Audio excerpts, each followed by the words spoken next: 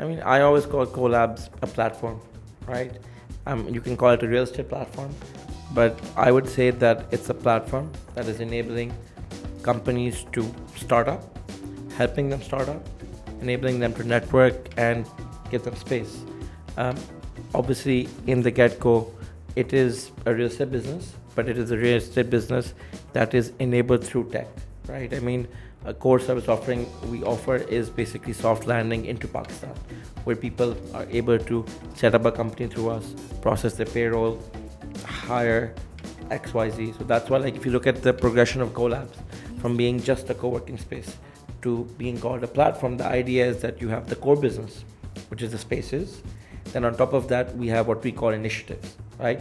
For example, Scalable today is one of the CoLabs initiatives, just like we have events, CoLabs Live, where we work with Spotify, CoLabs Creative Collective, which is sort of our art initiative. So those are multiple different initiatives that we have as part of the larger mission. Hi everyone, welcome to Scalable, a podcast by COLABS. In one of our first episodes, we've got Omar Shah, who's the founder and CEO of COLABS, as our guest. Thank you so much, Omar, for joining us.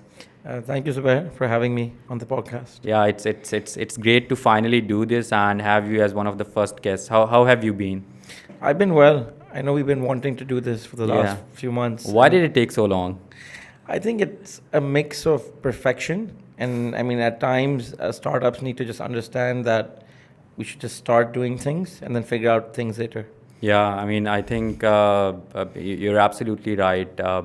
One of the things that's pretty important for startups is to get things out there and learn from the feedback loop of users and build on top of that.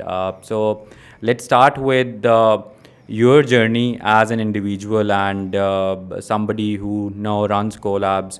Who is Umar? Where did he grow up? How did he start CoLabs? Let's start with all of that, and then we'll take it from there. Okay. So I'm from Lahore. I was born here. I come from a very old Lahore, Pakistan-based family who was very involved in the Pakistan movement, and because of that, very nationalistic about Pakistan. I moved abroad when I was 18 years old. Right. And I went to London, did my university in London, started my career in equity trading and research in a German bank. And from there, I moved to the Middle East, where I started my career in private equity and venture investing. When was this? Back in 2014. Right. And I spent maybe 7-8 years working in investing. I lived between Dubai, Mexico City for a year, Turkey, Africa, then back to London. And I think it was end of 2018 and early 19 that I actually suffered really critical burnout, where I was working 18 hours a day, was taking 30 flights a year. I was doing very well. I was one of the youngest VPs in my team, and I worked for a very interesting company that we will speak about later, Abraaj. But the learning was great because at a very young age, I got to experience a lot. I got to take on a lot of responsibility. And I saw both ends of the spectrum because at the time, back in 2017, we were one of the largest PE funds in all of the Middle East. So from that perspective, it was great learning as well. I think the reason I moved back and the reason I wanted to do what I'm doing today is that there was no sense of purpose of what I was doing, and also wanted to just understand and create something of my own, right? I think the Pakistan ecosystem at the time was starting. When was this? This is end of 2018. Right. I moved to Pakistan in January 19. Right. After almost 13 years being abroad. My first interaction with the Pakistani startup ecosystem was as an investor in the leading music platform here called Patari. Patari didn't end up doing that well, and today it still is around, but has not scaled. And I think Spotify has taken market share. Okay, I'll come back to CoLabs, but this is very interesting, because Patari is not discussed in the startup ecosystem these days. It was one of the biggest things maybe 5 years ago, people were very excited about both the product and Patari actually raising investment, and then uh, things just didn't end up in the way they should have for something like this. They struggled with a lot of things. Obviously, everyone knows the issues they went through, but as somebody who watched it very closely, as perhaps one of the first investors in the company. Alongside Samayakar, and I was on the board as well. Right. So, somebody who was on the board of the company, what do you think went wrong? Are you still a board member, or? No, I resigned from the board. Okay. about a So, year ago. what do you think went wrong there? We'll come back to COLABS, but if you can quickly tell us, what do you think I think went this is wrong what I tell there? everyone today when I speak to founders and I speak to young founders also, that the equivalent of Patari in India, which is Ghana and Savan, or multi-billion-dollar companies, an idea without execution is just an idea. I think the main issue with Patari was after the whole scandal that took place in 16, 17, where the founder resigned, they were unable to create a team. I very much believed in the company. I even participated in the bridge round, one of the few investors. After the founders resigned? Yes, even Wow. after the bridge round, we Okay. brought in a new management team. Were you rich? Not it's savings left behind from my previous job. But I think the idea is that anyone today, and this is a lesson I tell anyone, an idea without a proper team and without ability to execute is just an idea. And I think that was the main thing I saw with Patari, that the idea was great.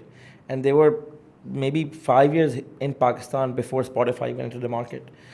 So I think that was the main challenge at the time. So your biggest takeaway from the whole Patari failure was that you can perhaps have the best idea in the world, but if you don't have the right team to do it, you'll fail. Yes, it's team and execution has to Right. be both, right? I mean, those things are very important. Right. Okay. So, I mean, now coming back to Colab, I'm going to ask you about, how you started it, why exactly co-working spaces and, this particular industry. But let's just start with these two things that you've mentioned. Now that you wanted to do COLABS in Pakistan, how did you go about finding the right people early on? Because, I mean, you're saying that team is perhaps the most essential part of building a company. If you don't have the right team, you're probably going to fail. So how did you do that? I think actually with COLABS, it was a bit different in the sense that I sort of rewind a bit back to why COLABS, why Okay, co-working, sure, right? sure. I think at the time, co-working was one of the leading industries, with WeWork being $60 billion. Just because of WeWork, right? I mean, generally WeWork and looking at what is going on globally. But at the same time, I saw a few different things in the ecosystem. I saw that, and I give full credit to Plan 9 and Plan X, because they were, in my opinion, the first incubator in Pakistan that started the idea about sort of startups and started that conversation. I remember coming as an investor to Pakistan and going into the Plan 9 offices, and companies like Patari, Mango Bars, BookMe, all these companies were the first few companies who had raised money, and also people came out from those. Even I think Markhor and which ended up being Atoms came from Plan 9, right? I think the point was that I saw a huge push in the Pakistani startup ecosystem. I, as an investor, we also had a Pakistan fund, saw the demographics: 220 million people, 100 million. This is the PE fund, Yes, this is Abraaj the PE Pakistan fund, fund. right? So we but they were not investing in tech in Pakistan because they They- were not the kind of ventures that they would want to invest in. Of Nobody course, had that kind of scale. Of course, they were investing primarily in PE. Right. But the demographics and the Right, economics sure. are what we would go pitch globally. Sure. That Pakistan is one of the leading emerging markets, 220 million people, 100 million plus using internet, smartphones, and generally sort of progressive class. I think when I came to Pakistan, I saw 2, 3 things happening. There was no proper VC fund at the time set up. The Ignite fund had set up the incubation centers. So you saw the NIC Lahore, Islamabad, and Karachi coming up. And then you had obviously Nest.io and other companies as well. And then you had Samayakar starting off, and then others were still starting. I think for me as an investor, and after spending 8, 9 years investing, I thought that to do a venture fund today, at the time, it's a very long-term journey, right? I mean, you have to do fund 1, 2, 3, and it's a long 10, 15-year journey, and it also requires a lot of focus. At the same time, when you are doing an incubator accelerator, the model is based primarily from a grant model. When you have a model of a grant model, it somehow sort of is not the same impact and it's not KPI driven. So I thought that how can you really make a traditional business or make a sustainable business? I come from a family that is Zimedar, right? Right. We've been Zimedars for the last 100 years. Since 1880s, our family came into Lahore and our land was like Ravi pe zameen thi, baki zara. So being landlords, we understand real estate. Right. So essentially, co-working was that sharing economy or that disruption to real estate, where like very similar to a Kareem, where one car is used by multiple people, the whole concept of co-working and flexible workspace, as we call it, is basically multiple people using the same office. So today, if you are using a boardroom and you're one of our members, anyone else can use that boardroom. So that it's basically that sharing economy. So I think that was the whole idea. And in 2018, when I looked at the Pakistani market, most co-working spaces were just traditionally very small halls, maybe 100 people, 200 people, had some co-working desks, some beanbags, television, PlayStation, and that was the limitation. So I think when I started doing market research and started looking at the market in Latin America, in MENA, in Asia, and in other parts of the world, I saw that flexible workspace in the US accounted for about 7% of office space. In Europe, it was slowly catching up to 3-4%. So I thought that when you want to do it properly, but do it with scale. So that's why when we opened our first space, which we are sitting in today, in June 19, we launched a 27,000 square feet facility over a capacity of 400 people. We had everything from over 20 to 30 different meeting rooms, offices, larger offices to auditoriums that can fit 200 people. I mean, world-class boardrooms. And the idea was build a company that is not just giving out space, but try to create an ecosystem. That's why the core of COLABS initially, I mean, now it's slightly different, but was always community, space, service, and network. Those are the 4 principles we built the company around. Community was around the people we want to bring in. Space is the physical space that anyone can give. We have a lot of competitors that do that today, like Regus and others. Service is the level of service you give in terms of quality and XYZ. And network is basically like Endeavor or like this podcast today or like the multiple other partners we have across the country, is actually how do you bring them together to actually give those community members more benefits and have them ability to network and learn more. So, I mean, you mentioned WeWork. One of the reasons you looked at co-working to begin with was WeWork because they were apparently doing very well, at the time when you were thinking of moving back to Pakistan. And considering everything that has gone wrong with them and, from a private market valuation of close to $50 billion to what they're trading at right now, which is perhaps $500 million, so 99% of the market cap or, the valuation vanished in the air. What do you think about it? Like, I mean, first, your general thoughts on WeWork, and second, what kind of impact they've had on you as a founder operating in the same industry? Obviously, a very different market because they don't operate in Pakistan. The closest you could think of them, I mean, in terms of parallels, is that they're perhaps operating in some parts of Southeast Asia and India. And India also, they have a different kind of a setup where they have a local partner that they have a merger with. So what are your thoughts first of all on WeWork as a company, and then what kind of impact they've had on you as a founder operating in the same space? So I think I get asked this WeWork question all the time, right? Obviously. Especially when we were raising capital as well. It's the biggest question I get asked. I think fundamentally the 2-3 main issues that WeWork were the fact that extremely high capex, extremely high lease cost, and a huge mismanagement of spending, right? A very similar concept was co-living company when I was in Mexico that we invested in called Selena, which started from Panama and opened all across Latin America. Fundamentally, when you look at Abraaj invested in it, yes, you mean? Abraaj Right. invested Okay. in sort of this company. I think today, when you look at our market, fundamentally, if you are responsible in terms of what you are spending and how you are converting it to fundamentally good EBITDA and free cash flow, you can really build a sustainable business. So, I mean, I think for us, I understand WeWork has huge patterns. There's movies on, I think Yeah. Apple TV on it, Yeah. and or HBO, and there's so many different articles on what went wrong with WeWork. Yeah. But And even in spite today, of all of that, they but were e- still able to raise. I mean, he was still able to raise a lot of money for his new agreed. venture as But well. even today, I would say that one good impact that WeWork had is that even if you go work out of a WeWork today in London or Singapore or Dubai, it is a very good place for networking. They have good community. You actually get to meet very good people. And I know for a fact that I don't think anyone is going to counter that. I mean, I absolutely agree with that. But does that make it a good business? maybe not.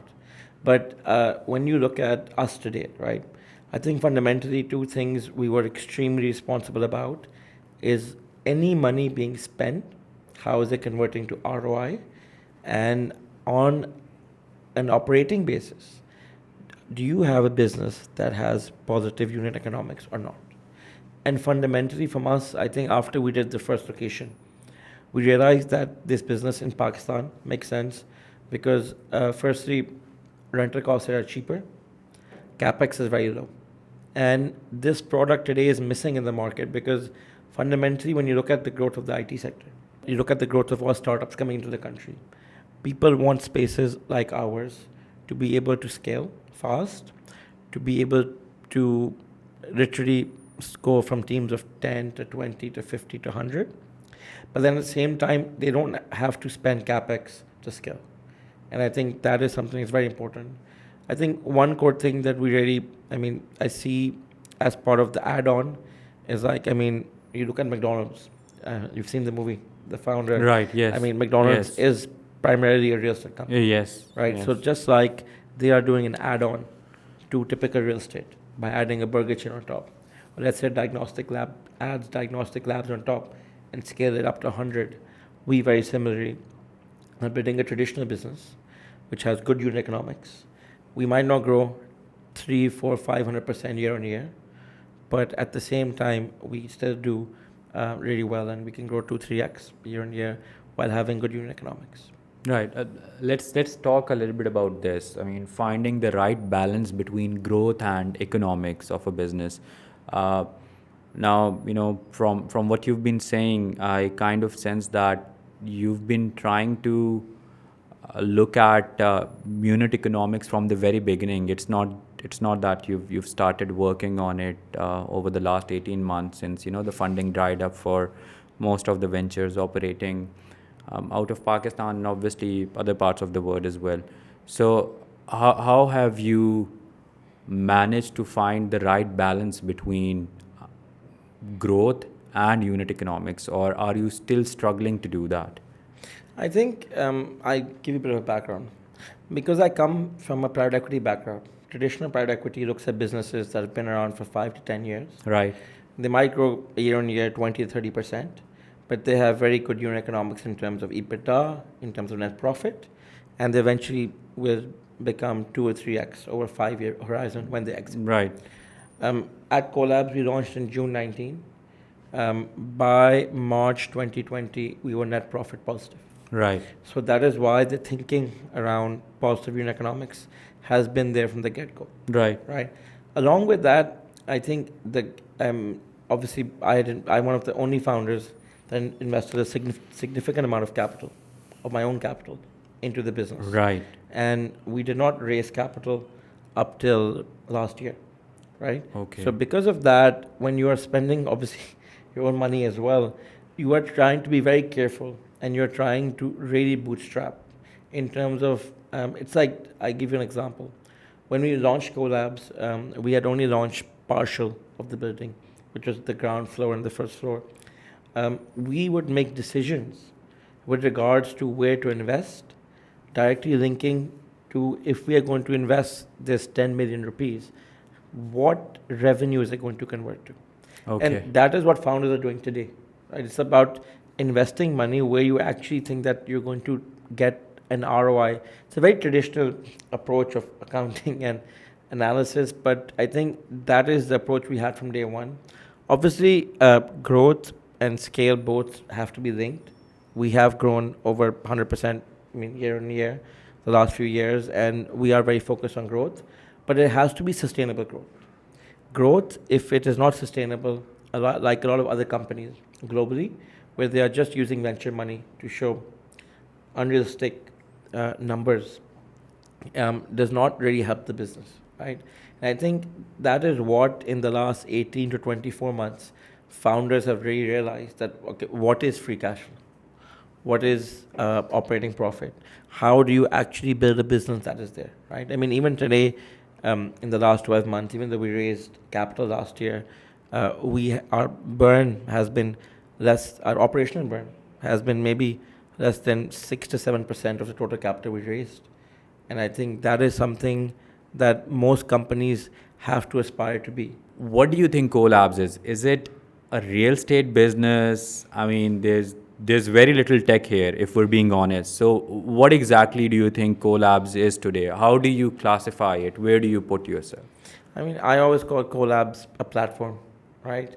You can call it a real estate platform, but I would say that it's a platform that is enabling companies to start up, helping them start up, enabling them to network and give them space.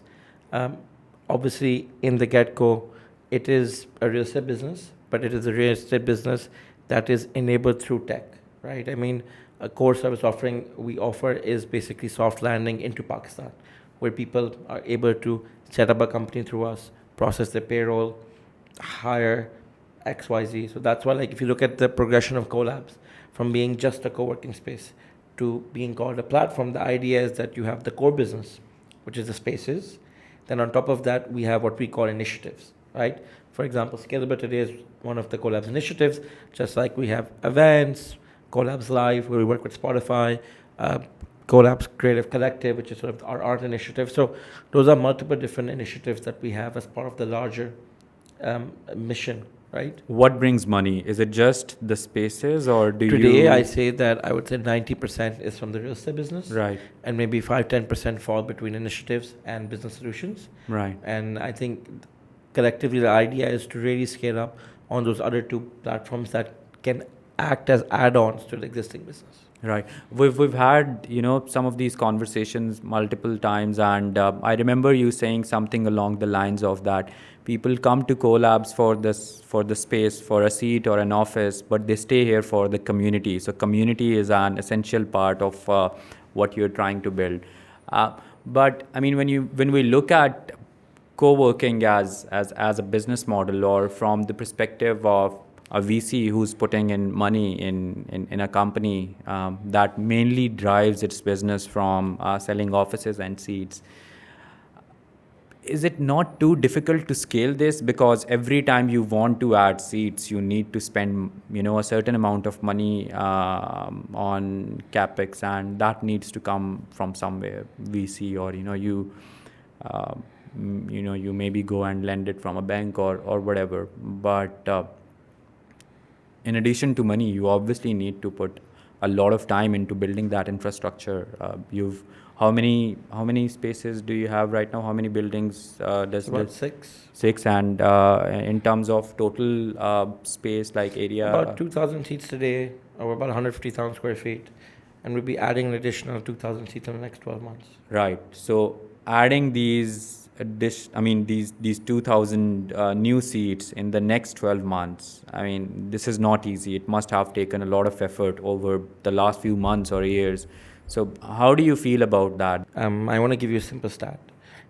KFC in Pakistan today opens between 20 to 30 stores a year. Right. Domino's is opening, I think, north of 30 to 40. Are they still opening new stores in Yes, Pakistan? they're still opening new stores, and Okay. KFC Pakistan is one of the largest, I think, fastest growing, chain in terms of QSR globally. So obviously, scaling with having to renovate, having to convert spaces, it requires a lot of effort, requires a lot of time. But I'm sure you've seen And capital. and capital. Right. I'm sure you've seen McDonald's. Okay, well, 60 days में McDonald's बना Right. लेते हैं, Yes. right? Yeah. I mean, Yeah. वो I've seen पूरा that. building Yes. बना Yes. लेते हैं. Yes. I think the main sort of point here is that initially you require the capital to scale up the spaces. But today, something that is very interesting in real estate is that most KFCs today are not just funded by the company themselves. The developer or the real estate company that owns the real estate is willing to invest the money to put a KFC there because it will upscale their brand. Right. For example, Okay. if there's a housing scheme Right. that has a KFC and has a beacon house, it is more expensive for them to sell a plot. So my ambition and aim is that today Pakistan real estate is the oldest industry, the largest as well. If today COLABS comes into each new building or is in each city, it automatically drives people to that space. Okay. It upscales the brand. Right. So as we scale up as well in terms of our capex spend, we've seen a lot of decrease in capex because we are offloading a lot of the capex to the landlords, and eventually get to a model where we just operate as a operating company. Hotel One, for example, which is PC's brand, does not Sorry, spend any capex. I'd like to interrupt. So when you say you are offloading a lot of capex to the landlord, that would obviously not include interiors of how you set up the spaces. It would probably include, the building itself. Yes. But I mean, even the interiors are going to cost you a lot of money. But I think there's difference, right? So I mean, when you sort of fit out a space, you have the hard finishes, then you have the furniture, then you have the Right. IT. I mean, even down to air conditioning, flooring, bathrooms, we are able to offload to capex. I see. Where we Okay. literally just come in, put Okay. the furniture, put in the IT, Right. and run the space. Right. In certain cases, for example, if you look at Per Continental and Hotel One, Right. Hotel One, all capex is spent by the landlord.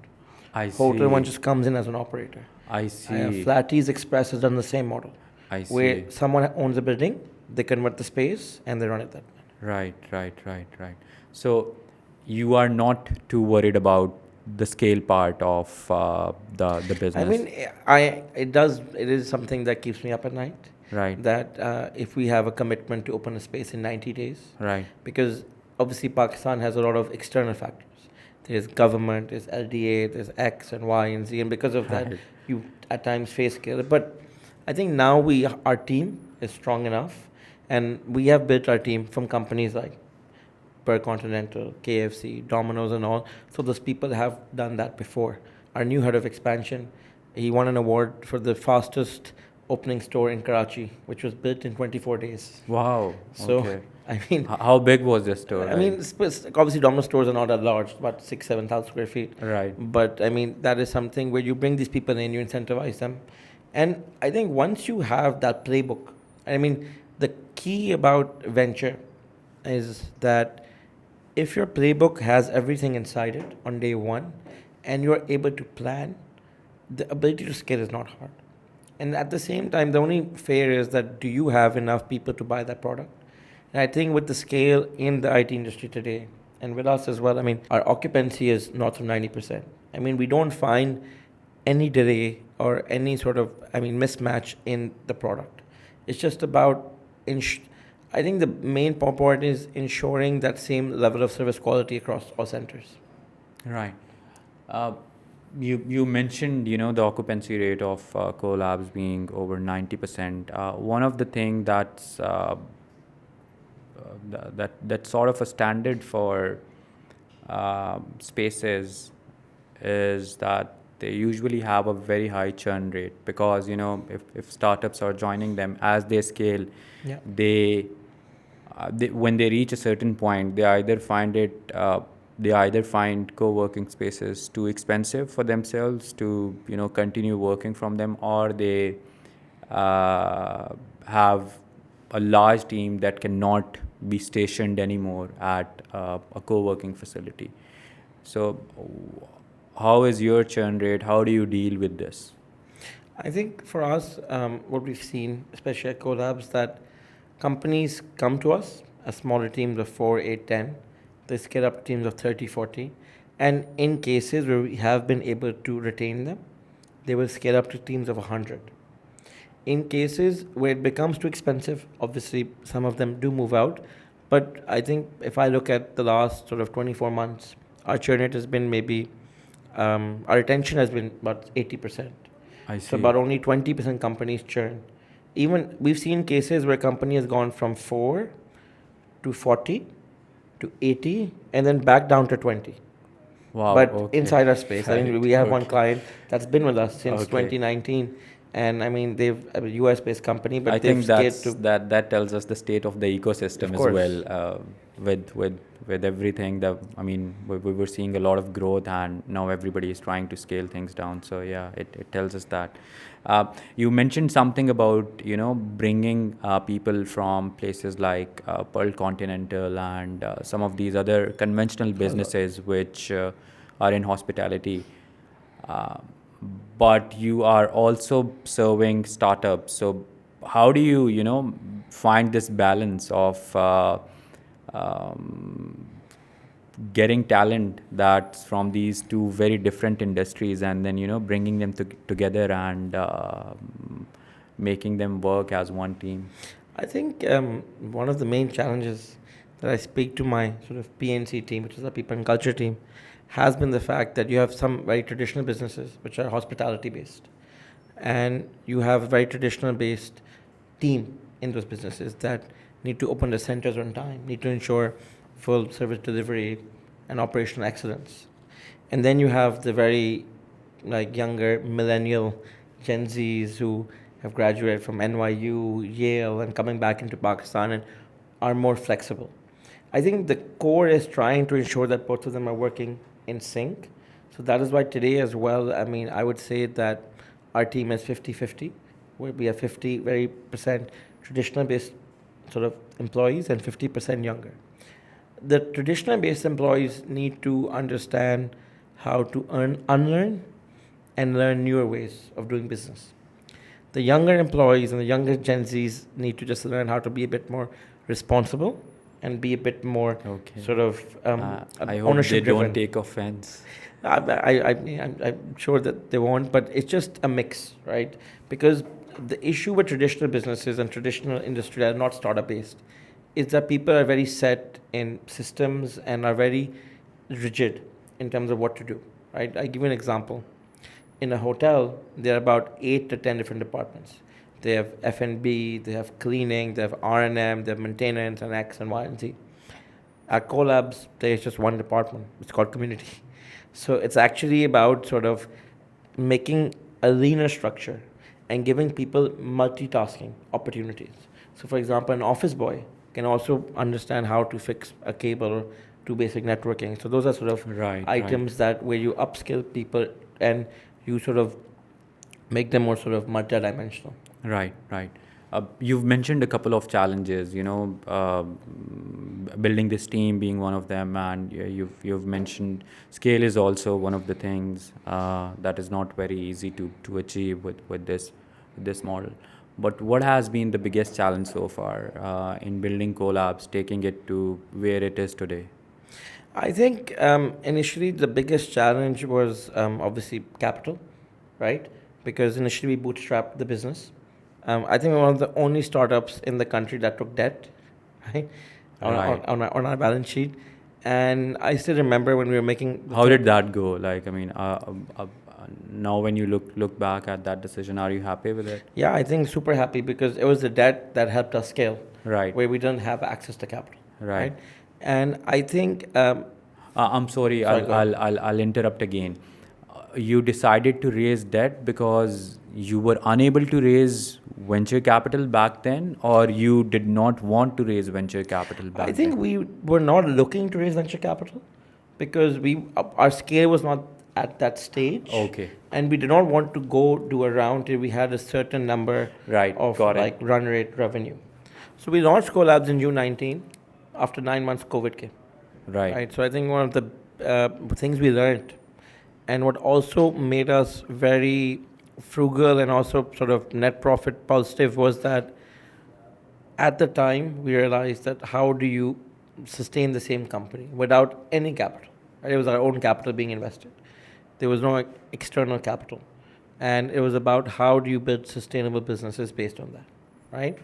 That's there.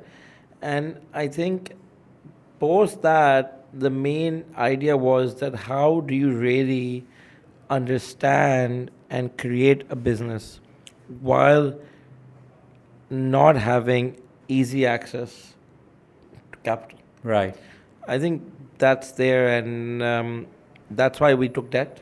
I mean, one of the few companies in Pakistan to take debt, and it wasn't a large amount, below $500,000 or even less than that. But idea was that scaling up, like how traditional businesses scale up. But I mean, when you say that, like most of the startups, or perhaps any other startup in Pakistan, hasn't taken debt, that's also because of the fact that they don't have a collateral to, Yeah, of course. submit in their application for a loan. I mean, you obviously would have that. I mean, I don't know what did you use, Yeah, but I think it was a mix of relationship right. with the banks that we built, and also about a new product. And obviously, coming from a traditional family and a traditional business, you know those things. But an average founder cannot go to a bank and Average founder potentially cannot take debt, but companies like Abhi Finance Trade and others provide running finance facilities right. up to sort of even, few million rupees or even larger, like 20, 30, 40 million as well. If you could go back in time, 2018, and you still have this option of starting COLABS or something else in Pakistan, or maybe somewhere else, what would you do? I think if I was to do it, I would fundamentally do Co-working and flexible space. Right. I mean, I don't just call ourselves a co-working space. Right. Okay. I think we're co-working plus what an accelerator does, plus what business solutions. You're a platform for startups, as you startups. said earlier. Yeah. Right. Okay. And I think core ethos behind doing something was that I, from the get-go, wanted to be involved in the startup ecosystem. In the startup ecosystem of Pakistan, Of, or in the of Pakistan, or generally the MENA region. Right. Okay. Like emerging markets, right? Right. Be it Pakistan, LATAM, emerging markets. Right. Okay. I think in another world, if I was to rethink myself, right? Rethink it, I would fundamentally maybe build a business which was not primarily just Pakistan focused, but more sort of MENAP or sort of MENA plus Pakistan and other markets. But you can still do that. I mean, is it I mean, too late to? No, we are doing that. I mean, Okay. it's in our growth plans today, and we plan to go to other markets next year, and we want to be What one are of the those first other markets? We want to be one of the first Pakistani companies that go into markets like Saudi, Egypt, and the UAE. Right. Okay. So that's on your roadmap. Yes, it is. Right. Okay. I'd like to ask one last question, and then we wrap this up. How has your experience with Abraaj as a private equity investor helped you build COLABS? So Abraaj at the peak was managing about 140 companies across 5 different continents. Today, I would say 90% of those companies are doing very well. They are managed by other funds such as Colony or CVC or Access. So I think the core part of being a private equity individual is that you would inject growth capital into a business. You would build in or put in a professional management team, incentivize that team to grow that business 2 to 4x over 5 years, and then eventually exit or IPO. I think looking at that across so many multiple different markets is what really helped me, create what I've created today. It's also having the ability to believe and to not be scared, right? I remember they would tell us that, if you have found a deal and we haven't raised capital, it should not be an issue. Capital aa jayega. So the biggest thing that the Abraaj experience has helped you with is raising capital? At Abraaj or in private equity, there are 3 parts of a business. Right. One is cap fundraising. Right. One is investing. Right. And one is operationally managing it. I think investing and the operationally management part is what really helped me. Okay. Not the fundraising, because obviously Right. PE has a very different investor Obviously, yeah, base and yeah. different IP base, but primarily it is where you're investing the money, how you're converting it to free cash flow, Okay. and then also operationally how to really incentivize people to create those returns. Maybe that's where, the idea of investing money in those parts of the business where you're able to generate revenue from comes Exactly. from, that you've been Yeah. talking about, right? Thank you so much, Umar, for joining us today. It was a pleasure having you, and I really enjoyed the conversation. I hope the audience also enjoys it, and we look forward to having you once again, hopefully to discuss more of collabs. Thank you for having. Thank you for joining us. Thank you, Zubair. Thank you, guys. Thank you.